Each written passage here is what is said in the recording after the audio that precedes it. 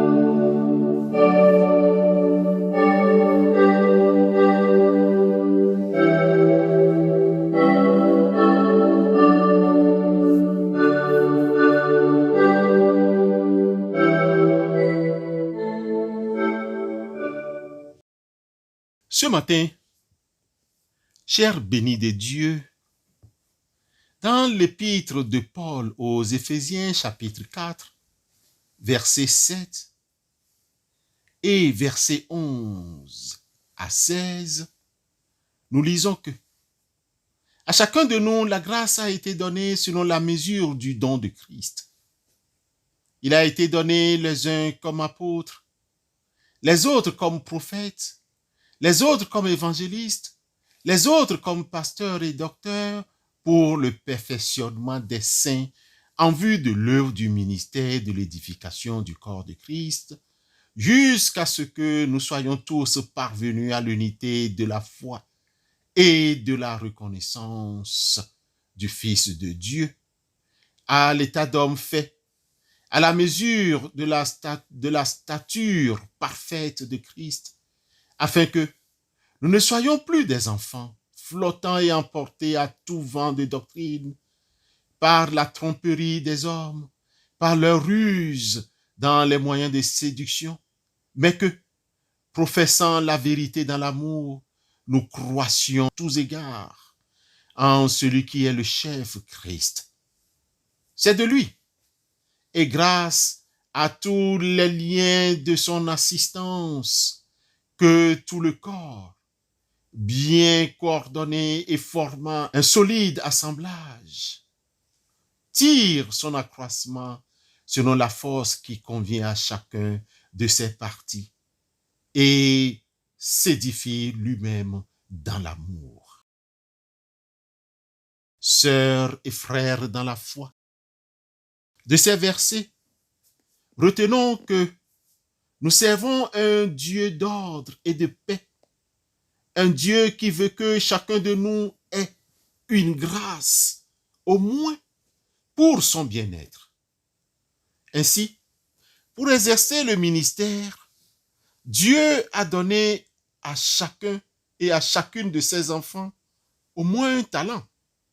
C'est pourquoi l'apôtre Paul nous rappelle dans ces versets de l'épître aux Éphésiens qu'à chacun de nous, la grâce a été donnée selon la mesure du don de Christ. Ainsi, Paul fait bien de nous enseigner que tous les ministères sont des dons faits à l'Église et pour l'édification du corps de Christ. Reprenons ainsi quelques dons. 1. Les apôtres, comme premiers leaders, avaient pour mission principale d'implanter des communautés locales et d'y installer des anciens, appelés aussi évêques. Ces derniers étaient des surveillants au sein des communautés locales. 2. Le rôle du prophète est non seulement d'annoncer les oracles de Dieu, mais aussi d'édifier, d'exhorter le peuple de Dieu La première lettre de Paul aux Corinthiens, chapitre 14, le verset 3, renforce nos liens spirituels et Paul écrivait: mais celui qui transmet des messages divins parle aux autres pour leur faire progresser dans la foi, pour les encourager et pour les consoler. 3. Les évangélistes étaient considérés comme des ministres en mission permanente. Ils témoignaient du Seigneur Jésus en dehors des murs de l'Église et apportaient la bonne nouvelle pour une conversion. Ceux qui recevaient Jésus-Christ dans leur vie étaient orientés vers les communautés locales. 4. Les pasteurs étaient les ministres permanents dont la mission principale consistait à encadrer les membres au sein de l'Église locale. Ils étaient chargés d'accomplir les actes pastoraux, c'est-à-dire baptême, sainte seine, mariage, bénédiction d'enfants, enterrement et que savons-nous encore. 5. Les docteurs étaient des enseignants de la parole de Dieu. Ils étaient formés pour corriger des erreurs, les erreurs doctrinales au sein des églises locales en tant que référence dans ces matières. Bien-aimés, que conclure? Le but de tous ces ministères est pour le perfectionnement des saints en vue de l'œuvre du ministère et de l'édification du corps de Christ. Dieu, dans son amour, nous a associés à son œuvre. Aujourd'hui, si chacun pouvait servir le Seigneur selon ses talents et compétences, il n'y aura pas de confusion dans certaines communautés chrétiennes. Vivons toute la croissance du corps de Christ qu'est l'Église. Amen.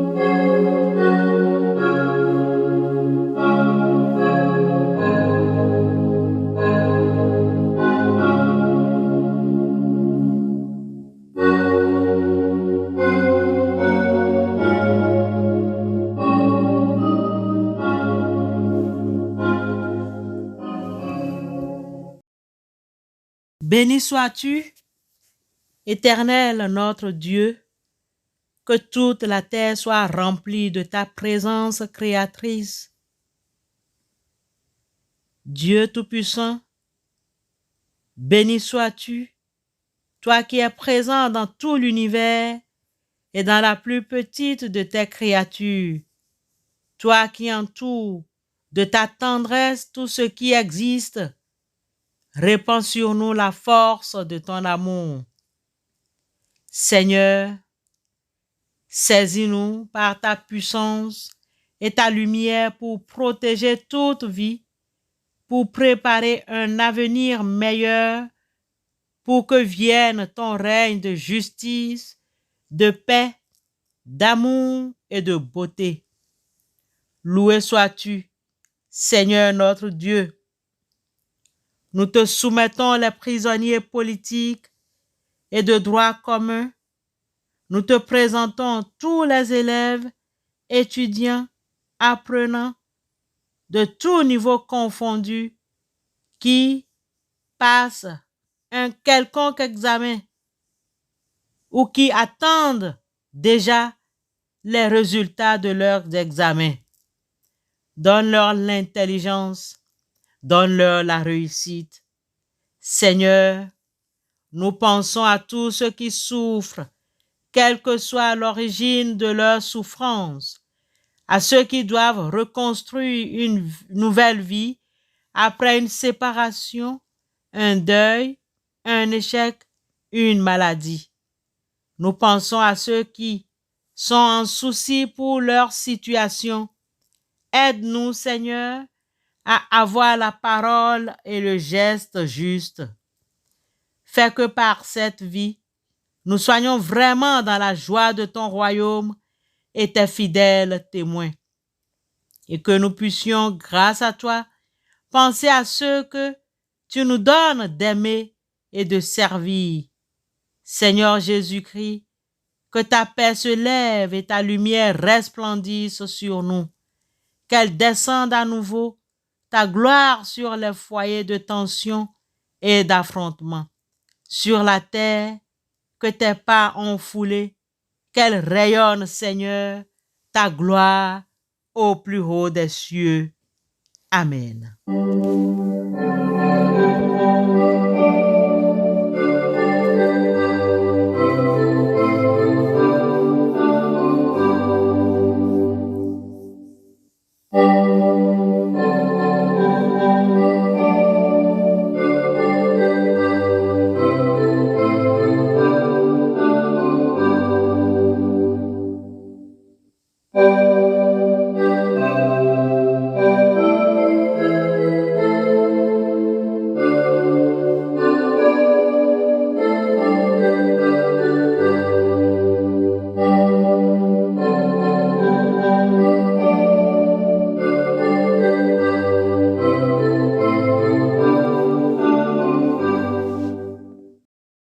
Que l'amour du Dieu créateur soit avec vous tous.